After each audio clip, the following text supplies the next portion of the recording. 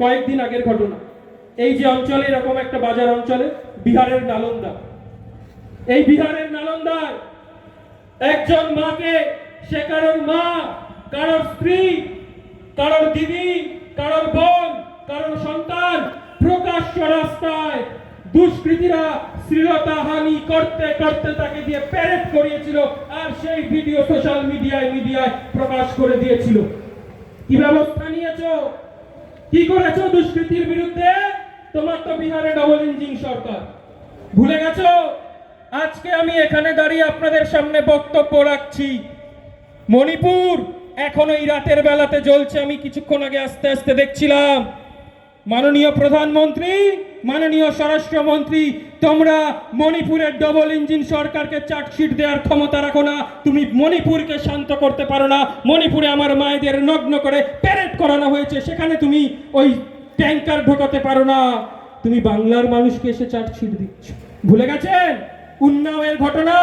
যারা মায়েরা, দিদিরা বসে আছেন, যারা মাইকের আওয়াজ শুনছেন, চোখ বন্ধ করে নিজের বুকে হাত রেখে একবার ভাবুন, উন্নাওয়ের আমার ছোট বাচ্চা ফুটফুটে মেয়েটা, ভারতীয় জনতা পার্টির ডবল ইঞ্জিন সরকারের বিধায়ক, সেই মেয়েটিকে ধর্ষণ করে খুন করেছে। শুধু নয়, তার বডিটা কেরোসিন তেল দিয়ে তার বাবা মাকে গাছে বেঁধে জ্বালিয়ে দিয়েছিল।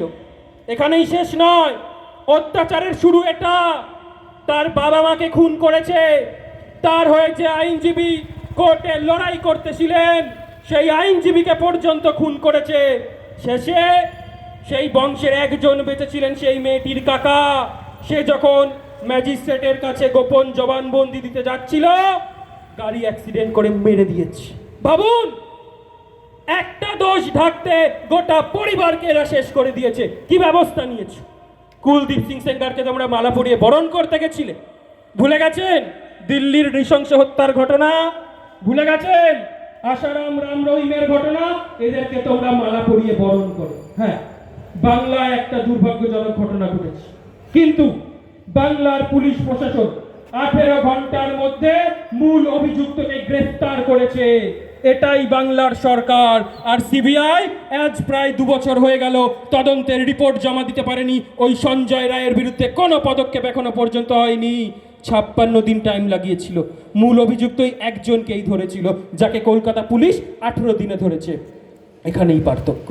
তৃণমূল কংগ্রেসের সরকার, বাংলার সরকার অপরাধীদের জেলের ভেতরে ঢোকায়, আর ডবল ইঞ্জিন সরকার অপরাধীদের, ধর্ষকদের মালা পরিয়ে বরণ করে। এটাই তৃণমূল কংগ্রেস আর ভারতীয় জনতা পার্টির মধ্যে পার্থক্য। আপনারা যারা মায়েরা আছেন, বলুন তো, আপনারা চান তো ধর্ষণে অভিযুক্ত প্রমাণ হলে তার ফাঁসি হোক? চান কি চান না? জোরে বলুন, চান কি চান না? জানেন, বাংলার মুখ্যমন্ত্রী মমতা বন্দ্যোপাধ্যায় পশ্চিমবঙ্গ বিধানসভায় অপরাজিতা বিল পাশ করেছে, একবার নয় 2 বার। কি বলা আছে এই অপরাজিতা বলে? বলা আছে যে ধর্ষণে অভিযুক্ত যদি প্রমাণিত হয়, 15 দিনের মধ্যে ফাস্ট ট্র্যাক কোর্টে বিচার করে অভিযুক্তকে ফাঁসির কাঠে ঝোলাতে হবে। কেন এটা আইনে প্রকাশ করছো না? তোমরা তো রাতের অন্ধকারে কত আইন পাশ করেছো, কেন অপরাজিতা বিলকে আইনে প্রকাশ করছো না? কিসের এত ভয়? ভয়টা ভারতীয় জনতা পার্টি, নরেন্দ্র মোদী, অমিত শাহরা খুব ভালো করে জানে। এই অপরাজিতা বিল যদি আইনে প্রকাশ হয়, এইটা যদি আইন হয়, ভারতীয় জনতা পার্টির একের পর এক এমএলএ এমপি নেতৃত্বদের ফাঁসির দড়ি কাঠে ঝুলতে হবে। সেই জন্য এর অপরাজিতা বিলকে আইনে প্রকাশিত করে না।